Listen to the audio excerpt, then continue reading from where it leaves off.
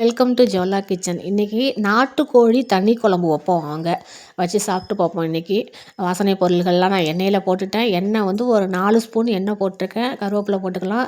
சின்ன வெங்காயத்தையும் பூண்டையும் இடித்து வச்சுருக்கேன். நல்லா நச்சு போட்டு நம்ம குழம்பு வச்சோம்னா செமையாக இருக்கும், வாசமாக இருக்கும். அடுத்தது பெரிய வெங்காயம் 1, தக்காளி 2, அதையும் நல்லா வதக்கிக்கலாம்.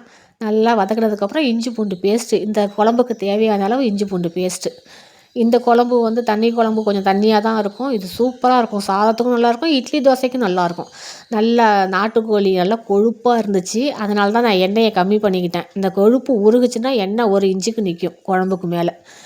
நல்லா ஒரு வதக்கிக்கிட்டு மசாலா பொடி சேர்த்துக்கலாம். மசாலா பொடி கொஞ்சம் காரமாக தான் நான் அந்த தண்ணி குழம்பு கொஞ்சம் காரமாக வச்சா தான் நல்லாயிருக்கும். நான் தேங்காய் அரைக்கும் போதே சோம்பு, சீரகம், அதோட ஒரு 3 ஸ்பூனு மிளகு சேர்த்துக்கிட்டேன். மிளகு காரம் இதுக்கு நுணுக்கமான ஒரு டேஸ்ட்டு கொடுக்கும். இப்போ உப்பு போட்டாச்சு. இது நல்லா கிளறி விட்டுட்டு நம்ம தேவையான அளவு தண்ணி சேர்த்துப்போம்.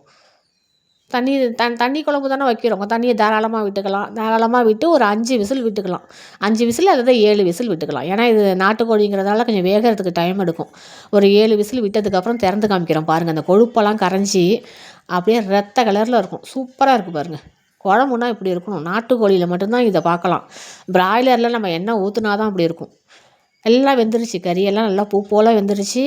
இப்போ வந்து சோம்பு, சீரகம் 3 ஸ்பூனு நான் மிளகு சேர்த்துருக்கேன். தேங்காவை கம்மியாக சேர்த்துருக்கேன். இல்லைனா காரம் குறைஞ்சி போயிடும்.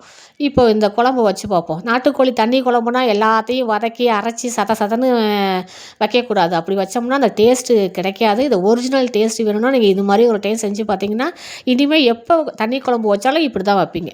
இப்போ மல்லித்தழை சேர்த்துக்கலாம். சூப்பராக இருக்கும். இட்லி தோசைக்கு நல்லாயிருக்கும், சாப்பாட்டுக்கு செமையாக இருக்கும் இது. இப்போ நான் அள்ளி காமிக்கிறேன் பாருங்கள். எவ்வளோ சூப்பராக இருக்குது பாருங்கள். குழம்பு இப்படி தான் வச்சு சாப்பிடணும். எல்லா குழம்புமே கொஞ்சம் கொஞ்சம் சின்ன சின்ன மாற்றங்கள் செஞ்சோம்னா அதில் சுவையிலையும் ஒரு மாற்றம் இருக்கும்.